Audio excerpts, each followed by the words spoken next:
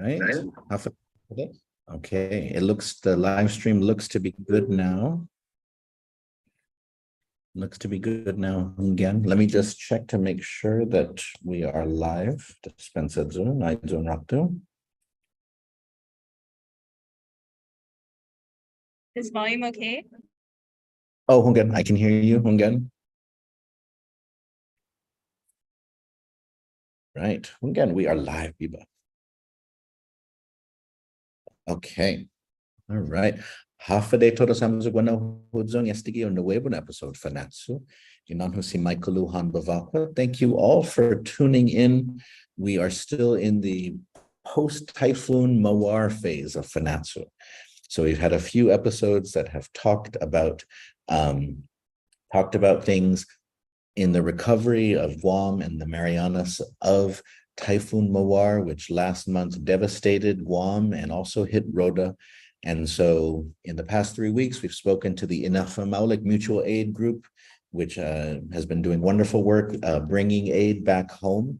We also talked last week to Dr. Manny Cruz, who was talking about media, the importance of media after disasters like this. When natural disasters hit, we need more than ever the media to be reporting on critical issues, not just be printing the press releases sort of that officials put out, but asking the tough questions.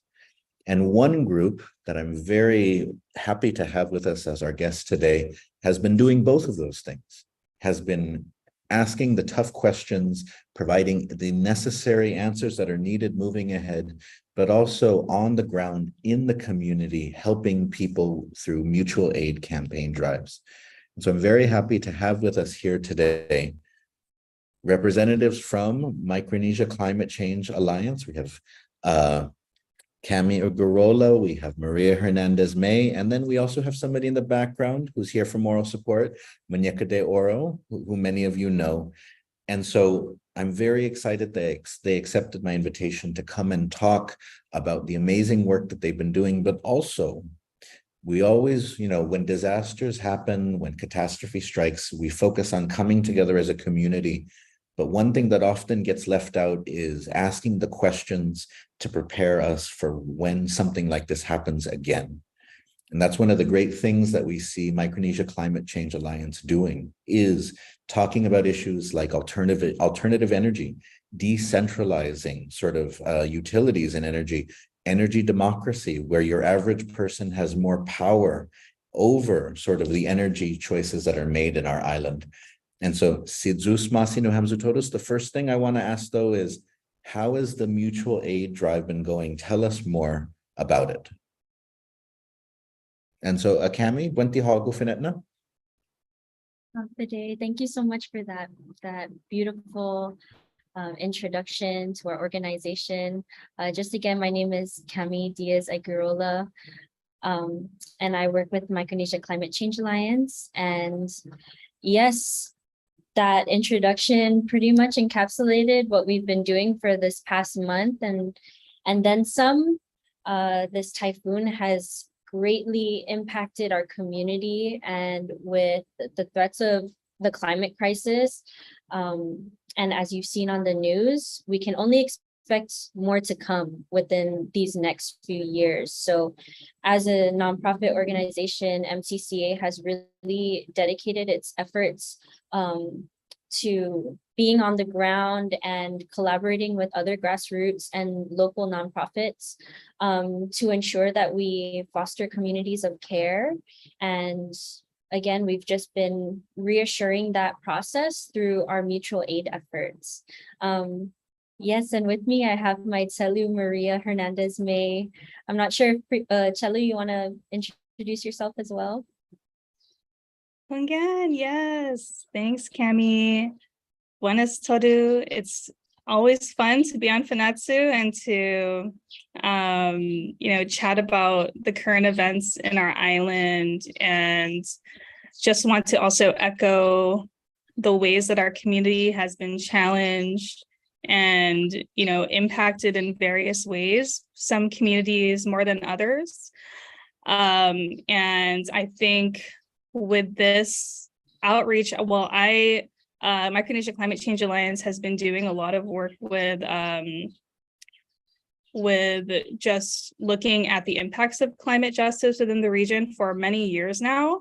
I remember meeting Michelle in like 2017 or something when I was doing an outreach for Senator Kelly's office when I worked there with Senator Kelly. And it was an outreach about the impacts of the MIT, Micronesia Islands Training and Testing Area. More than just under, I think, 1 million square nautical miles of ocean being used for war games in the area. And I met Michelle Vocolo, who's one of the founders of MCCA, through this outreach in 2017. So it's amazing to see how this group has grown since then, and just really centered community. And I was asked to jump on board in January as a co-director on the board. So I am definitely so grateful to be part of an organization that centers community and really looking at how to respond to things like natural disasters in ways that are equitable and in ways that, just making sure that no one gets left behind. Because what we've been hearing in doing this work is that there are communities in Guam who have reached out and said, historically, they have been largely forgotten or ignored after the storms. And so in putting together plans for how to move forward with this mutual aid drive, with the relief efforts, we've really kind of tried to look at it in a holistic way, where we've checked in with the mayors. We're like, what's going on in your communities? Is there anything that's needed? I have a fly that's joining me that wants to be part of that. But yeah, just checking in, seeing what the needs are. The mayors are like, okay, well, we have these supplies, but we need these other things for our community. Another great idea is to do wellness checks with Manamku, just asking them, is that a need? Is that something that we can have volunteers going door to door, checking in, seeing, doing a needs assessment, seeing what each individual family needs. And so that's what we've kind of been busy doing and trying to rally a lot of volunteers together to be able to do these individual check-ins, which has been like very eye-opening. And these images are like seared into my brain now when we're doing the community work, to see entire homes just completely gutted, to see the contents of people's homes that they've accumulated all of their belongings over the last however many years, seeing entire bedrooms just out on the yards, seeing nannies on the ground in the heat on the thinnest futon with flies around them. And just that kind of reality is, I think, what motivates us in this organization, when so many are already moving forward in this post-typhoon kind of mindset. We're still and not just MCCA, so many different grassroots orgs are coming together, just very small but mighty, coming together with our small number of volunteers, trying to do whatever we can to make sure that no one gets left behind. And I'm sure we'll talk a little bit more about how even the diaspora, which, Fanachu, you guys have spoken to the diaspora, as you mentioned, and they've all been amazing, and everyone's just been coming through. And we have a lot planned, and still are looking for volunteers, which I'm sure we'll talk about as well later in the episode. Jesus Masi, Cami, and Maria. Putori bidan mimidzo. Thank you for all you're doing. Thank you for what you've shared so far. I'm so glad to get this chance to talk and learn more. And I think Maria, what you mentioned there about after a typhoon, there's always this push and rush to kind of even if things aren't normal, to say that they're normal again. I mean, I felt it personally because when the typhoon hit, I had a 3-week-old baby, and I felt like, and I was supposed to go back to work, and I didn't feel like I could go back to work until there was some power, some aircon, reliable data on the phone, because if something happened, I felt like, so I ended up having to use 2 weeks of my personal leave to extend it so I could stay home until I felt like things were safe. And I think that it's what you are doing, what you all are doing is so important, because those are the stories that in English, they say fall through the cracks, right? Because everyone is focused on a narrative of we're moving ahead, we're recovering faster than we ever have before, everything is good. But, Inafa Maulig means, of course, that you shouldn't leave anyone, you should try not to leave anyone behind. And part of that means not asking people to come up here, but meeting people where they're at.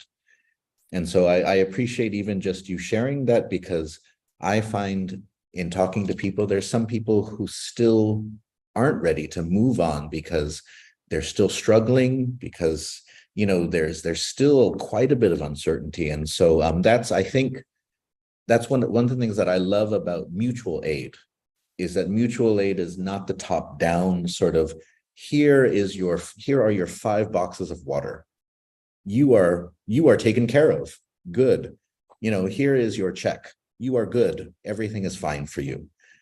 And so it's just beautiful to kind of hear that sentiment, because in terms of culture, it's much more aligned culturally with what we would want in terms of communities of care and so on. And so do you want to give any shout outs to any of the groups that have been helping with mutual aid, or anybody in particular, or say anything else? Because for those of you who are watching, please follow MCCA on social media. They put out a lot of information on how you can help.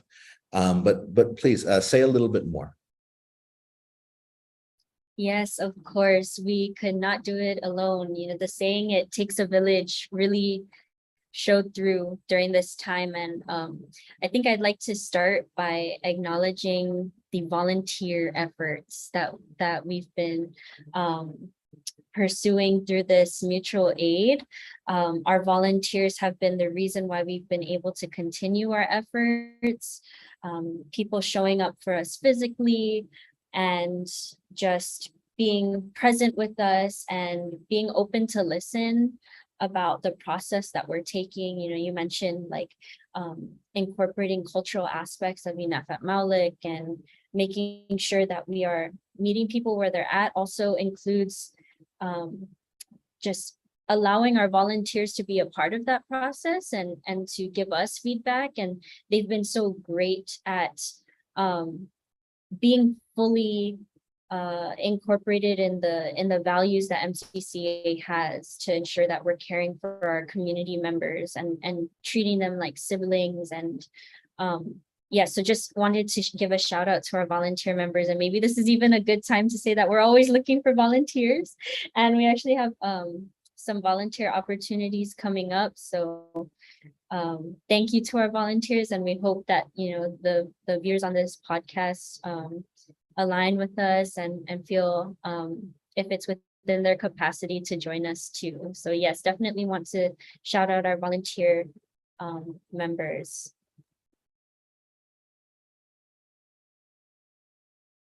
Yeah, we've had like a really good dedicated group of I think about like 70 people signed up on our volunteer list, have just been showing up. And we so far have the way that we've kind of designed this outreach is sort of like in 3 phases. So week 1 would be the wellness checks, where we went door to door, we talked to the families, we kind of took note of how many people live in your area, in your, because the way that it's divided, like sometimes there are like 3 homes in one small space. So like how many people are living in this space? And a lot of them are like generational households. So yeah, you see like elders and a lot of nannies. So taking note of how many nannies. Do your children need clothing? Do they need diapers, wipes, etc.? What do you need to get on your feet again? And then we did a kind of like a distribution of hygiene kits that we put together with soap, with mosquito spray, with cleaning solution, with a $20 Payless gift card. And am I missing anything, Cami? Yeah, just to note too that these cleaning solutions and these materials such as the soaps, they're made locally. So our cleaning solutions and mosquito repellents were made by Numatlu Refillery, and then our beautiful Lole handmade soaps by Maria Hernandez May were part of those hygiene kits, and those were.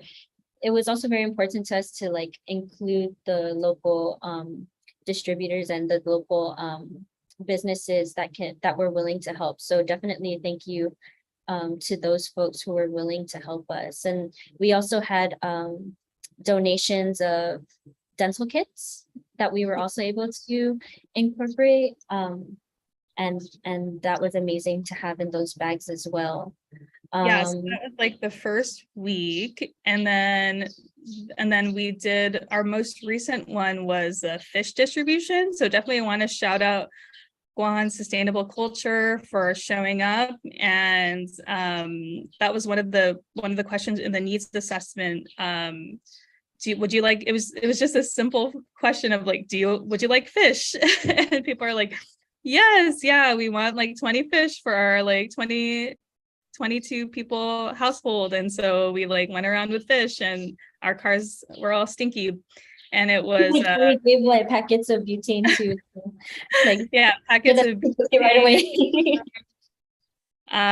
So that was really cool to just it just has really been so beautiful to see because it really has been a community effort, just people stepping up. I mean, the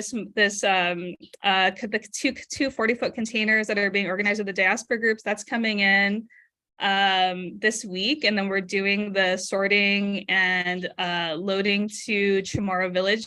We have a holding space that was just they waived the fees to hold all the supplies. So we have like about 1,000 square feet. So thank you so much to Chamorro Village office for showing up and offering this space, which is my heart is just warms that there are so many people coming and uniting for this effort.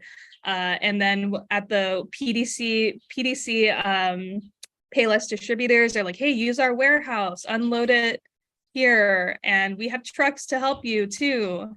And then we're like, okay, well, we were thinking we want to feed the volunteers. So like reached out to Market Deli to purchase some wraps to feed everybody that's going to be doing this work. Market Deli's like, we're just going to donate this for the effort.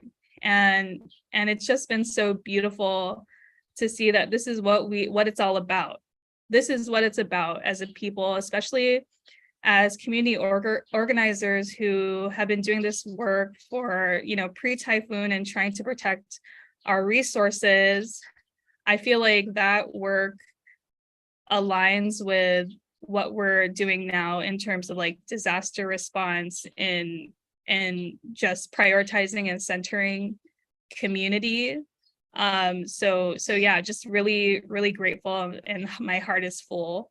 All of our hearts are full at MCCA. We're like so blown away. And so that's like the first week phase that I mentioned. And then Cami, did you want to talk about the second week phase? Yes, so we are also in the process of accepting some supplies that we've ordered that include solar materials. And I think I also want to add to that shout out some folks who have been just amazing allies to MCCA since our inception. Alter Ego, Ben Schiff has just been amazing at showing up for MCCA, even outside of typhoon relief, and just helping us out. And Alter Ego has also popped up, at our wellness checks and had tables to give out free materials and to give non-potable water and drinking water and stations to charge phones and also like non-drinking ice so that folks can keep their household products cold or their insulin cold. And yeah, Ben Schiff, definitely want to give a shout out to Ben. And we had folks during the actual typhoon who were stuck in the Philippines. So again, Ben Schiff and then Cara Flores, who were hard at work, Francesca de Oro and her mom, and just making sure that they're gathering supplies and trying to send them to Guam in suitcases. We also had folks from MCCA's network who were at a conference in the United States, and they were also working hard with our sister organization, Climate Justice Alliance, to get solar materials here, get hygiene materials here on the plane with them so that we can have those short-term needs met as well. So yes, we've, like Maria said, we're just so overwhelmed with the amount of folks showing up for us in that way. And we hope to keep the momentum going for the long term. And through energy democracy, we're trying to mix those short-term needs and those long-term needs to really prepare our communities for the typhoons and the disasters that will come next. So going back to Maria was saying, she left me off at the second week. The second week will entail solar kit distribution, or the second phase will entail solar distributions. And that includes materials such as solar fans, solar charging batteries, solar lights. And those are all within our efforts to try to transition from fossil fuels to renewable energy and solar energy. Wow, that was amazing. Oh, Maria, go ahead, Maria, and then I'll jump in. Oh, I was just going to say that we were hoping to get the solar kits out like really, really soon, because it's such a need. But it's the shipping, like there are a lot of little like hurdles that we've had to face. They were supposed to come in on like the June 20th or something. But yeah, it's just been delayed with shipping issues. But second week also, it was supposed to be, we were supposed to distribute the energy kits in the second week, but we ended up shifting plans to working with Habibi Catering, which I also want to shout out Habibi, because they made about 500 plates of food for affected communities, and we ended up doing a food distribution, which was really it was really awesome to be able to do that and just provide water. What was the company that donated how many cases of water? 150 cases of water. Guam Waste Control and Mr. Rubbishman. Yeah, Guam Waste Control, Mr. Rubbishman. Yeah, just really grateful to have been able to distribute food to folks who needed it. I think during those outreaches, it was just great to be able to actually speak to the affected folks, and just literally just ask them, how are you doing? Because while we are so grateful for FEMA and Red Cross and all that they've provided for the community, the reality is that they, part of their scripts, it's just something as simple as here's a bucket, here's a bucket of supplies. It's limited, they're limited in what they can do. They have a lot of red tape around them and how they interact with the community, so they can provide the money and stuff like that, but they don't have the capacity, or it's not part of their system to just check in and be like, how are you doing? Because we've been part of the VOAD, which is the Volunteer Organizations After Disaster group, was part, MCCA decided early on that we wanted to be part of this VOAD group, which is basically all the organizations that are doing disaster relief, including American Red Cross, FEMA, Catholic Social Services, Knights of Columbus. There's like a chainsaw group that came in from the States. Their name is, I think they might be with FEMA. But yeah, it's just like about 10 or so organizations that have been meeting twice weekly to make sure that we fill in any gaps, that, you know, we're not replicating the same things that the other organization is doing, just to make sure that we're doing things in an efficient way. And so yeah, because of these meetings, we've been able to talk with like Red Cross reps that are like, hey, the tarps that we've given out to the community, they're only big enough to cover the windows of cars. And we're like, okay, well, people can't use that for, you know, their shelter. So we're like reaching out to the diaspora groups who are putting together the containers, like, hey, we need tarps that are big enough to use as shelter. And so it's been helpful to have this system in place where we're like covering all bases, and we're part of this VOAD team, which is amazing. It's all volunteer orgs. But yeah, I guess just wanted to also shout out VOAD and that work. And then also that at the end of the day, it really is the small orgs and the community orgs,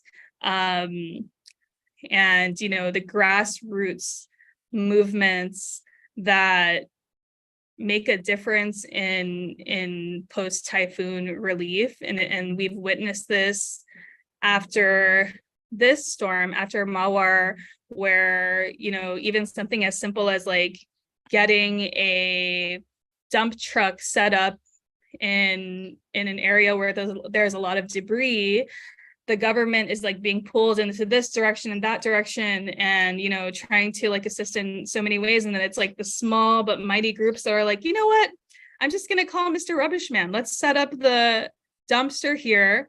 Let's get 15 trucks. Let's load up all of the trucks. And in the most recent one, we were able to, just with like how many, 15 volunteers, load up and throw away about like 1 ton of debris.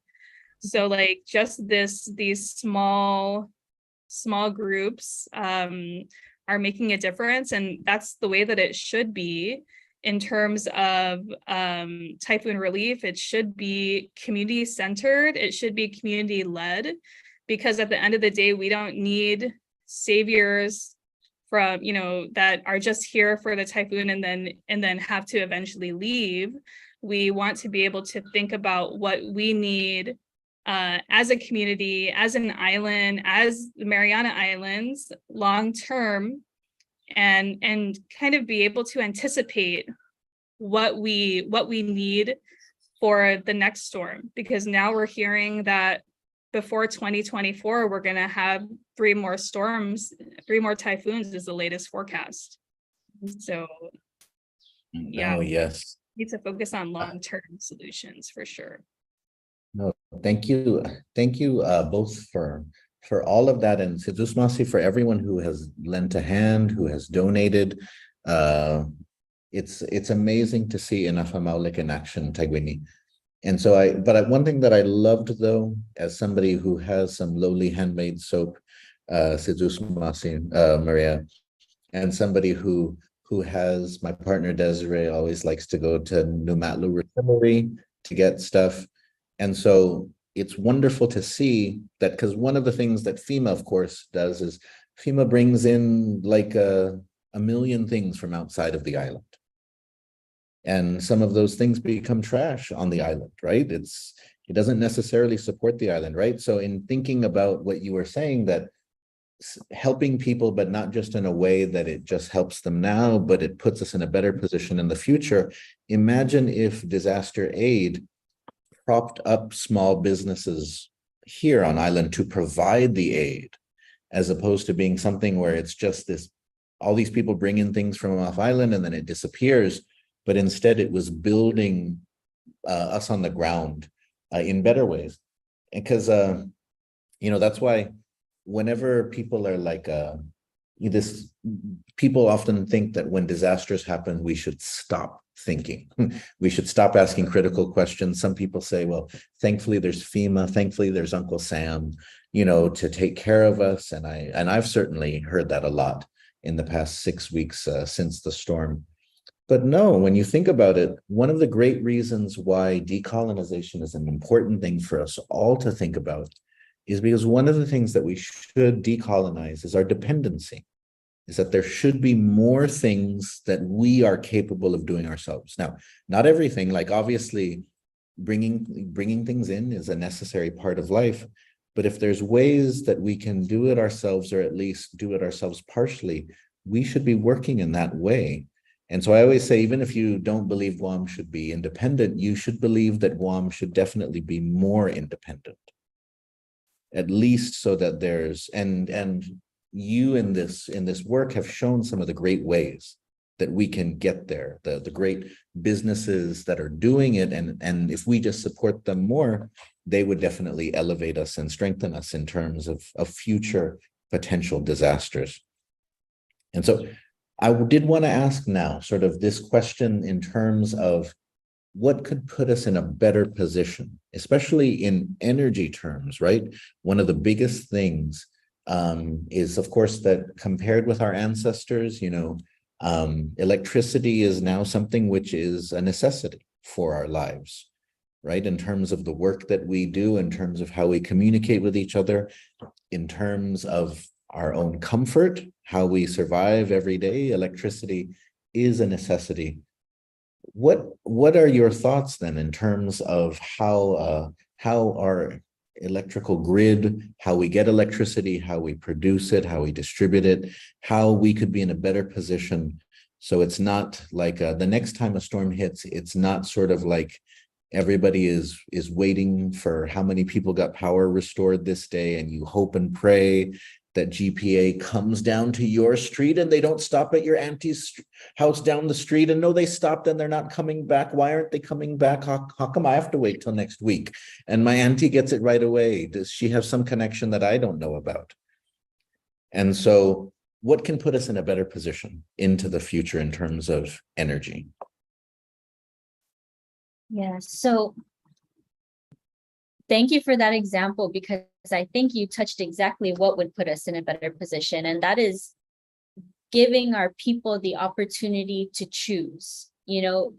This title of energy democracy and the climate crisis is the title of this conversation, but I feel like now's the perfect time to go into what energy democracy is and what it represents and what it could possibly represent for our people.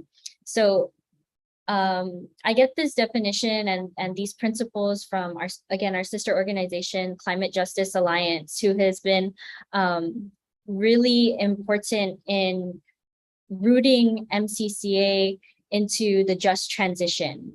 And so energy democracy represents this shift from a corporate, centralized, big oil, fossil fuel economy, which is very extractive, to one that is governed by our people, governed by our communities. Because you've said it, Maria has said it, and I will just repeat it one more time. Our communities and our people know what is best for us.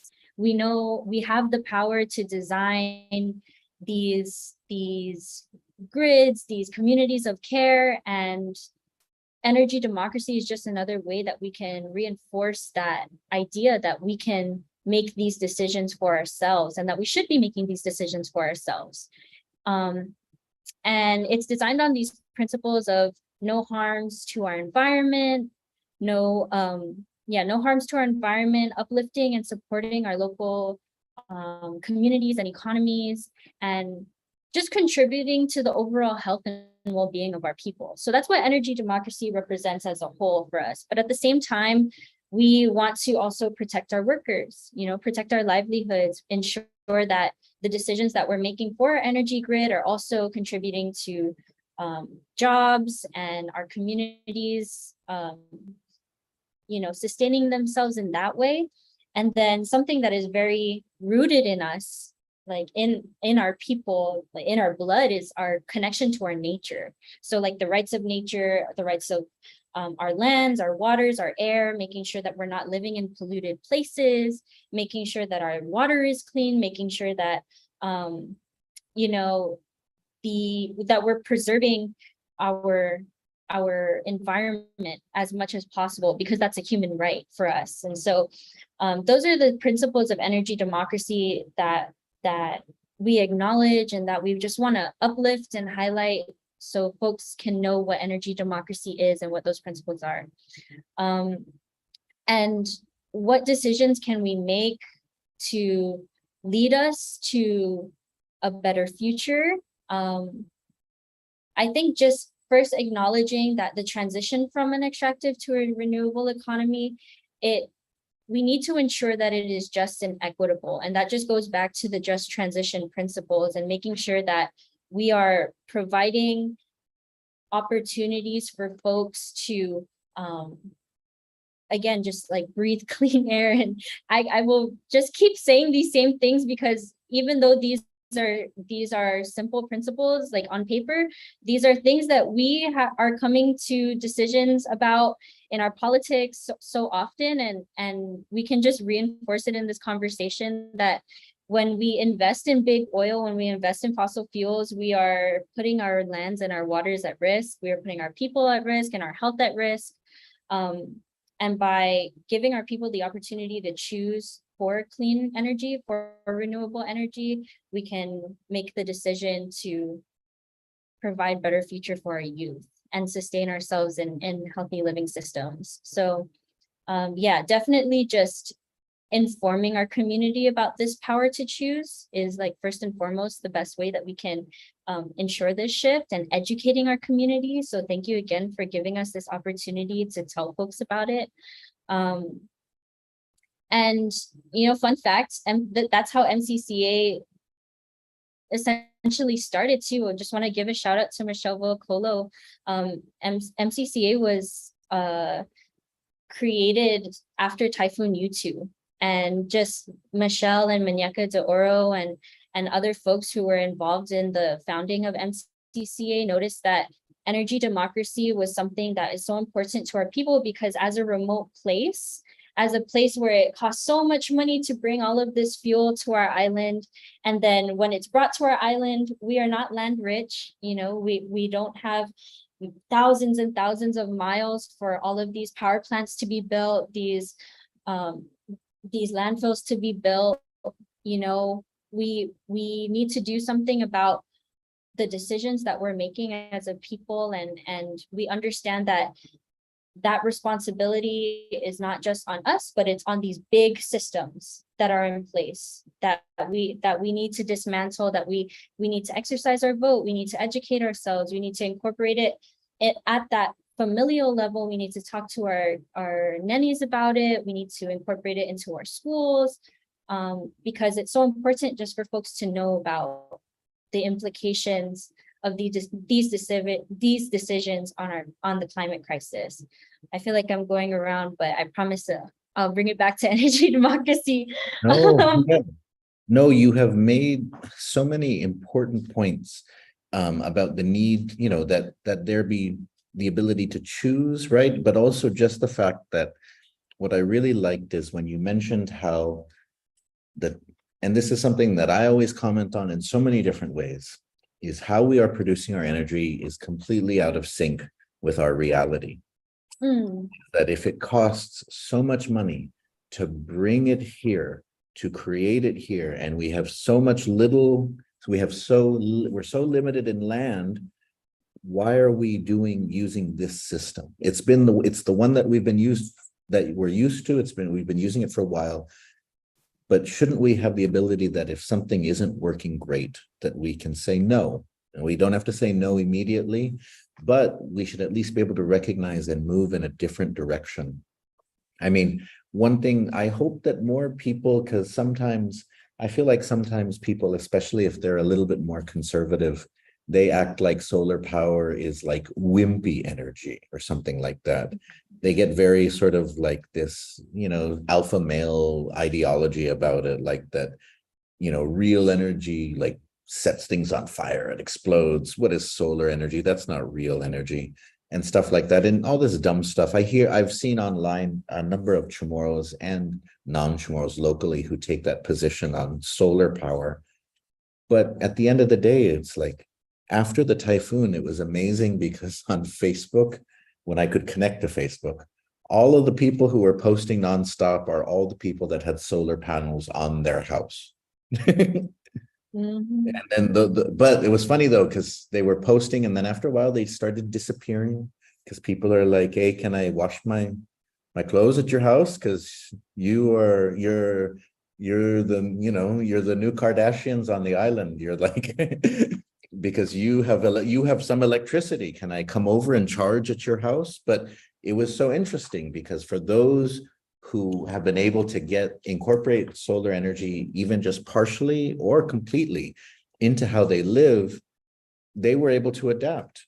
Sure, everyone else, no one has power, but they have enough to run their devices, to run a refrigerator, to run, household appliances. And so I hope that more people sort of learn from that example that,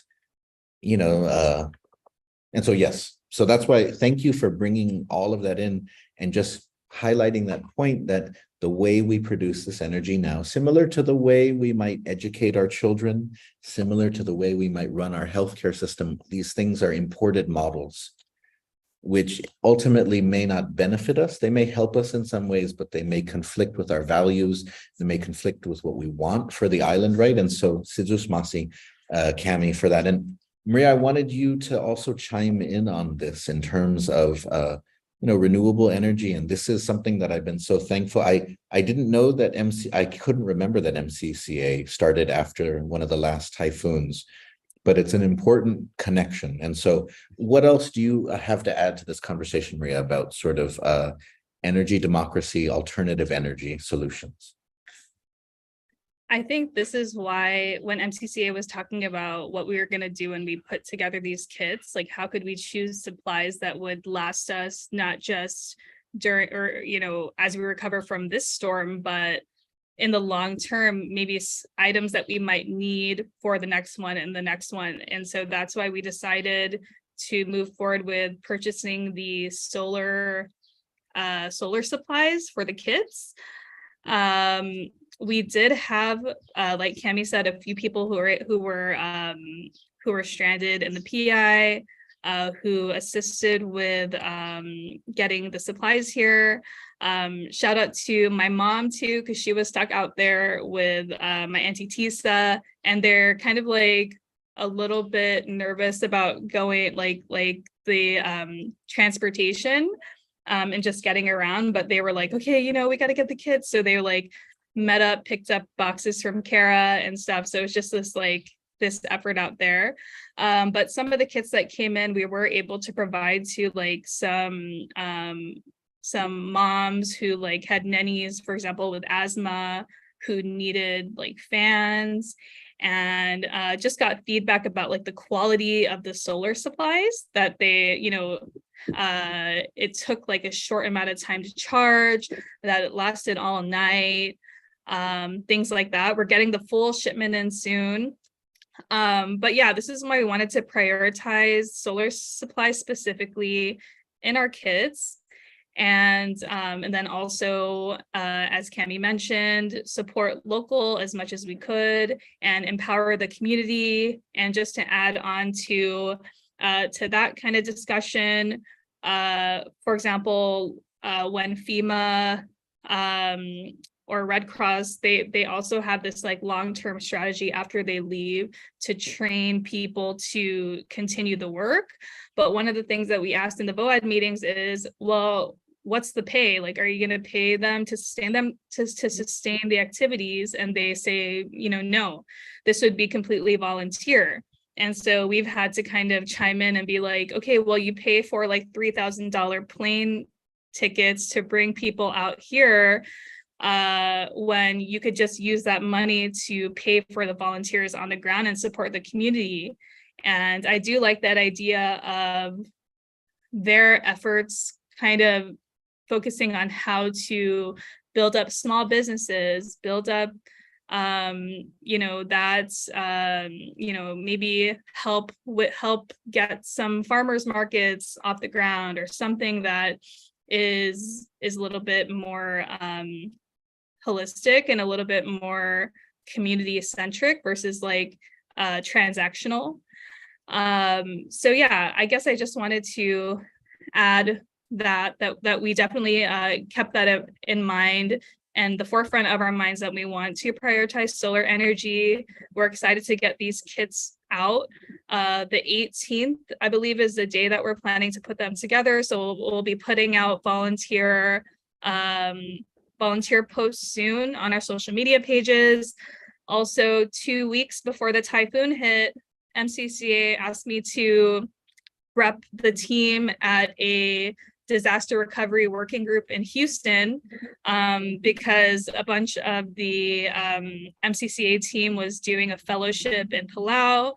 And so I went out to Houston to meet up with like about 15 other community organizers doing amazing work, focusing on like just recovery efforts, and again, like trying to make sure in their communities that they're regularly practicing this system of community care, learning about what their methods are with their phone banking, making sure that what they're doing is not transactional, that their people know, okay, we're coming this first week. Do you need water? Do you need supplies?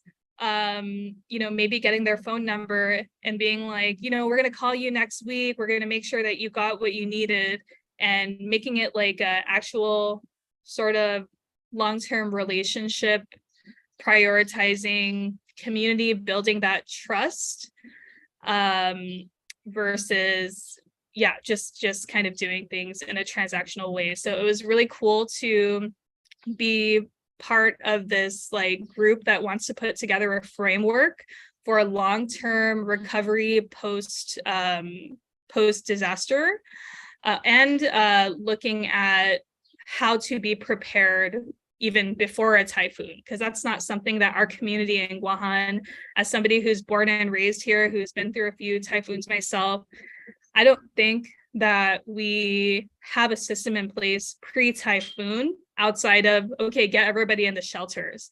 And then it's like after the typhoons that we're like, okay, what supplies do we need? Like, let's get the VOAD together. Let's figure out like the needs assessment. This group out in Houston, something that was discussed was looking at like plans to kind of be preemptive and not just reactive to the typhoon, to typhoons, to hurricanes, to other natural disasters that are happening everywhere, because there's a rise in all of these natural disasters all over the world. So yeah, plugging in climate justice alliances, disaster recovery working group.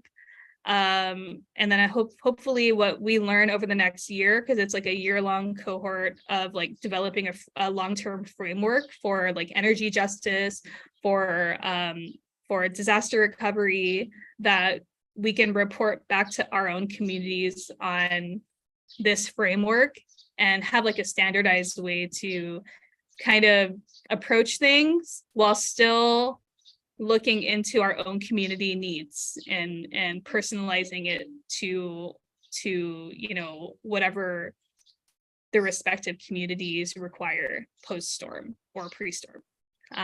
So I think that's it for me. Masi Maria. And so I do want to, we have about 10 minutes left for those of you who are watching or listening and but we do have a few questions that people have submitted. But if you do have any final questions, please put Fabot Pegagi comments or send it to me, message it to me. And so I wanted to ask one more question, and then we'll get into some of the questions here. And so Maria, you mentioned climate change. And so I think that this is something which the wider Pacific is becoming, is very intensely aware of. especially sort of smaller islands, lower islands, as they start to see the detrimental effects. I think in Guam, many people are still kind of not thinking about it or worrying about it because they're not considering how the warming of the waters is already affecting our reefs here in Guam. They're not making that connection. And so, a study was released, as Cami mentioned, that we may have a few more typhoons this year. And so, Cami or Maria, sort of Micronesian Climate Change Alliance is really also about educating the people in the region about climate change. And so, what is the impact, or how, what do you want to say to people about what we should know and be aware of in terms of how the global warming, the rising waters, it is affecting us? I think for me, as somebody who has been, looking at the impacts of the hypermilitarization of our region for many years, my family has been displaced. We have like a legacy of just displacement after my great grandparents were removed from their land by eminent domain for national defense purposes in the 60s. And just feeling the impacts of that generations down, being sort of disconnected from the land in a way, whereas my Nana and Biha and my Tata were farmers, were, so connected to the land. There's so many stories about like they would just, the indigenous ways that we care for the land is the saying that I've heard passed down from my tata to my family is to only take what you need. And that's what they kind of passed down to our generation. So I think with all of that being said, one of the most important things that we need to do as a community in response to climate change is to really advocate for genuine security. And genuine security really means, standing up for our culture, standing up for our island when there are systems that are more extractive than they are providing, what we need as a community. Are they, causing more harm than they are benefiting us? And I think that's a question we all need to ask ourselves when we see, the ways that war causes warming. And this is, the realities of the military industrial complex is that they're the world's largest polluter, and they just don't have a good track record when it comes to caring for the environment and caring for the communities where they conduct their business. And so I think that's like number one thing we need to do as a community is we need to prioritize genuine security. And that's not something that we see when we have 900 football fields of our land being cleared for military build-up projects, when our burials are being desecrated, when our endangered species are being threatened, when our last remaining mother tree, the Hudson Lagu tree, the forest around her has been cleared, making her more vulnerable to this most recent typhoon. It's all connected. And I think that, when we have so many threats from climate change, from global warming, we need to really be, as Cami said, be conscious of our actions and really take note of how we can sustain our resources, how we can, create more sustainable models. Like, for example, in Puerto Rico, the way that they responded to Hurricane Maria is they focused on food justice. And so the activists there looked at seed kits for the community. There are a lot of activists who are quoted saying, like, when we respond to natural disasters, there's no way to do it without looking at food. Food is critical to us, to communities, to be able to sustain themselves. And so I think that's something MCCA is definitely looking at in the long term, focusing on these aspects of our lives here in the Marianas, where we can develop a more sustainable way to live, focus on our genuine security and food sovereignty, land back always. We have 1/3 of our land is currently occupied by the US military. Again, ask that question. Oh, the fly wants to join me again. I'm sorry, at my mom's house. So I don't know, there's a lot of flies around me. They want to be part of today's discussion. But yeah, I think definitely we need to ask these hard questions about whether the systems in place, whether the industries in Guahan are harming or benefiting us. And from as many of us see over the last decade, there's been a lot of harm. And I think right now it's the time for us as a community to not be on the fence, to really stand up for our land, stand for our nennies, and really our lives are being put at risk at this time, with our water, with our aquifer being threatened. Yeah, I guess that's what comes to mind when I think about the impacts of climate change, the impacts of global warming, the impacts of the military industrial complex on our island is one of the biggest things that stands out to me in terms of the stark realities that we face here as a colony. Thank you so much for reminding all of us about those important issues. Most importantly, we tend to think about the US military presence in terms of cheaper things, right? Sort of, and even nicer things too, right? Nice yards around their houses and stuff like that. But what Maria has stated there is a fact. It's a proven fact, and it's something that we have to remember, because we live on a small island that is 1/3 US military facilities, and that is that the US military is the largest polluter on the entire planet. And so that means that it is directly contributing to the things that are already impacting our neighbors across the Pacific, and it will impact us too. And so thank you so much, Maria, for that reminder, because I think a lot of people, when they think of environmental issues, they just think about, oh, let's save the pandas, or oh my goodness, yes, let me recycle this. And that's Maulika, that's good. We want to save the pandas. They're cute, at least abstractly. They're kind of not so cute when you see them up close. But recycling pandas, great. Maulik, importante now.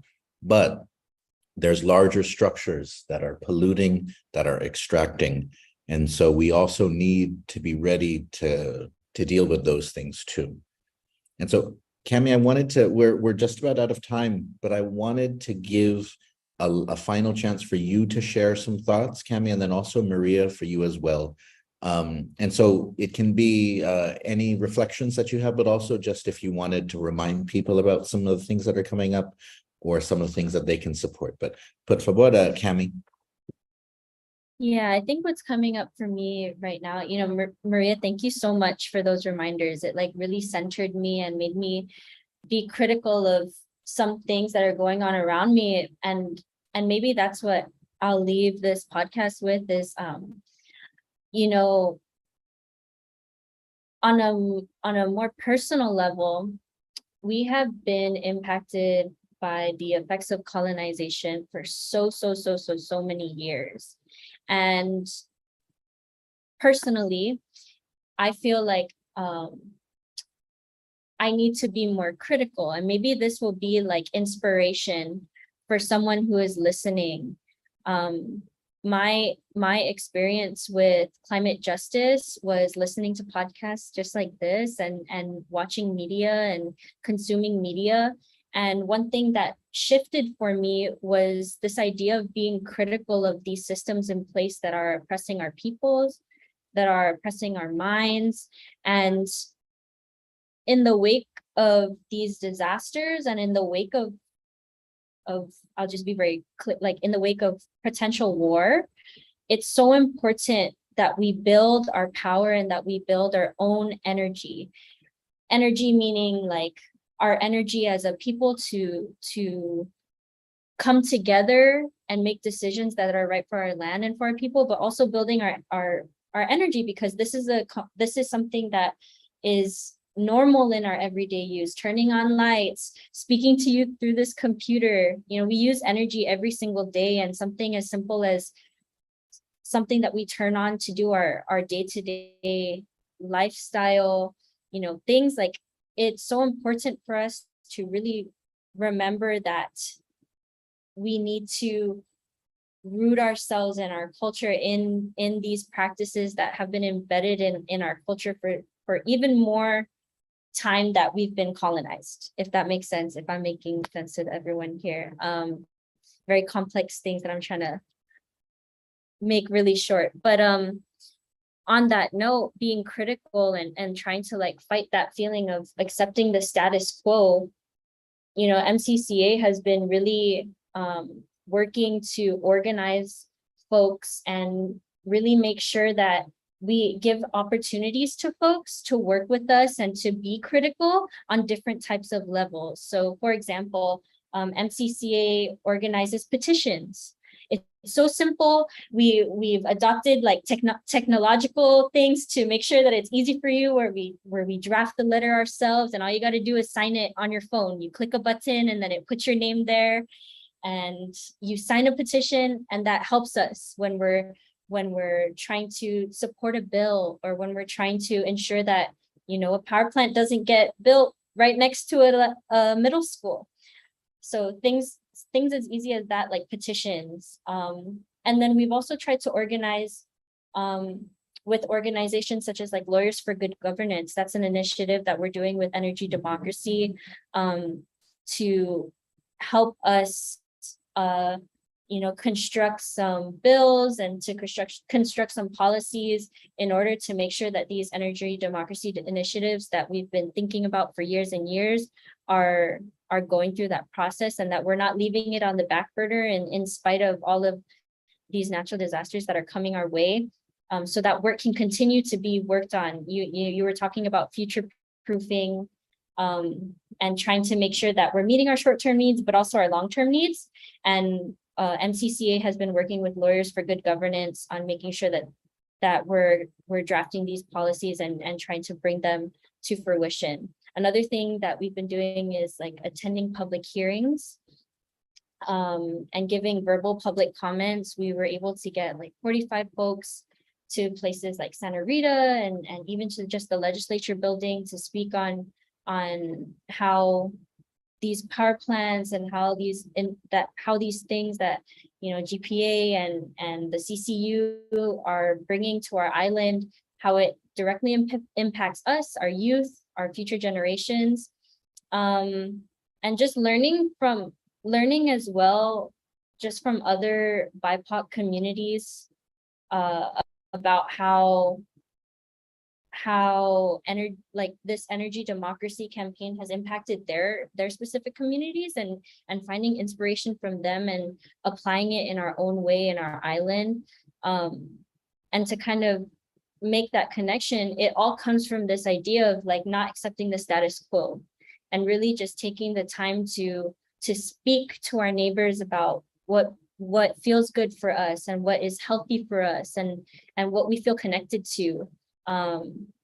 And yeah, just reminding folks that it's okay to feel those thoughts sometimes, like even when we're so stressed out by the typhoon, by it being so hot outside that sometimes you really just can't think, right?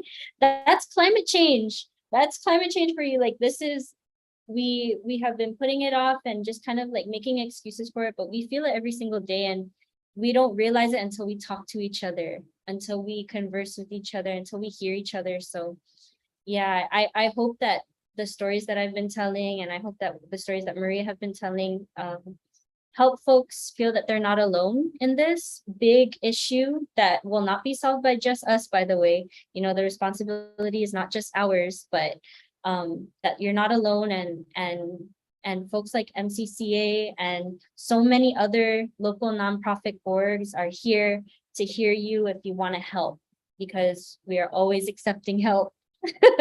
And we have some opportunities coming to you soon if you would like to. So yes, and again, Sidus Masi for the opportunity to speak on this. Hagumas, Sidus Masi. And Maria, would you final thoughts from you, or sort of anything that you would like to kind of let people know about? We didn't get a chance to get to any of the questions from viewers, but that's okay. That gives me more reason to invite you back in the future to answer some of the questions, because we've had some great questions that people have submitted about and the good thing though is that in your comments you've answered some of them. You've touched on some of those issues, like how can we develop an energy policy that aligns with our values? How is it that we could decentralize our energy grid? You've already touched on some of those issues. It'd be great to have you back in the future to really highlight them. But Maria, your final thoughts before we close. I think Cami put it perfectly. I mean, there's so much to say, like final words, it's like, oh, it's so much pressure. But no, I think we covered a lot here. Yeah, if you want to follow MCCA's work, follow us on Instagram. We're always going to be posting up on there any of the events, volunteer call outs that we're going to be holding. Hopefully we can work on like these long-term strategies that the folks in the who were asking questions mentioned. And yeah, land back. Thank you for having us, Sidus Masi. No, Hamsumas. Sidus Masi put totally bidan mimizu. I mean, it's inspirational and it's necessary, and it shows us sort of a better way of doing things. And that's what I loved about what both of you shared today, is that you both emphasize that the way things are, you know, it may kind of keep us going, but is it really sustaining us? Is it really helping us in the way that we need? And if it's not, then we need to start looking for better ways to nurture, to make prosperous, right, our community. And so Hugo Fagradesi Hamzu, za Sidus Masi nu Hamzu todos lokwi ni umeegad za parume ekungok estigi Fanachu Fanachu ajos estiki manali hitalo. Adios, Sidus Masi.